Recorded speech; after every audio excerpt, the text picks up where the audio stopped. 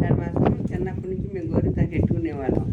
మా పెద్దల నాటి నుంచి ఈ ఆషాఢ మాసం గోరింతాకు కథ చెప్తాను నేను. శివుడు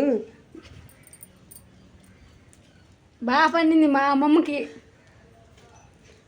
శివుడు గోరింటాకు అదేంటి అమ్మమ్మ చెప్పు, దాని స్టోరీ ఏంటి గోరింటాకుది? చెప్పనా? గోరింతాకు చిన్నప్పటి నుంచి గోరింతాకులు వేసుకునేవాళ్ళం.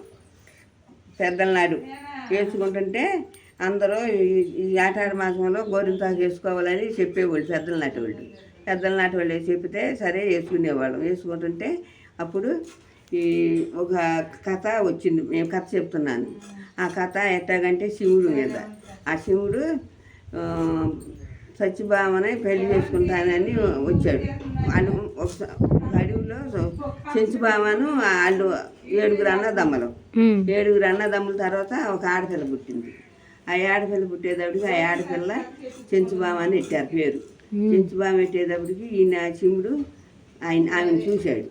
చూసి కళ్ళు తిరిగిపోయి మోసపోయి ఈమెని పెళ్లి చేసుకోవాలని ఆమెను ఎలాగైనా పెళ్లి చేసుకోవాలనుకున్నాడు. ఉన్నాడు. అక్కడే ఉండిపోయాడా? వాళ్ళ అన్నదమ్ములు తల్లిదండ్రి పొలం అడవికి ఏటకి వెళ్ళిపోతారు. అడవికి ఏటకి వెళ్ళిపోయేటప్పటికి పొద్దు కూగిపోతుంది.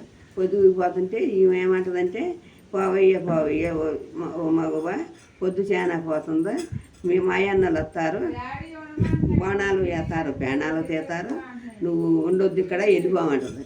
మీ అన్నలు వస్తేను నాకు బామర్దులు అవుతారు, మీ తల్లిదండ్రులు నాకు అత్తమామలు అవుతారు, నేను పోను, నేను పెళ్లి చేసుకునే వెళ్తాను నిన్ను వాళ్ళందరినీ నా ఏపీ మలుపుకుని అని ఒక గోరింటాకు చెట్టులో దాక్కున్నాడు. అలా అయింది గోరింటాకు కదా, అయిపోయింది.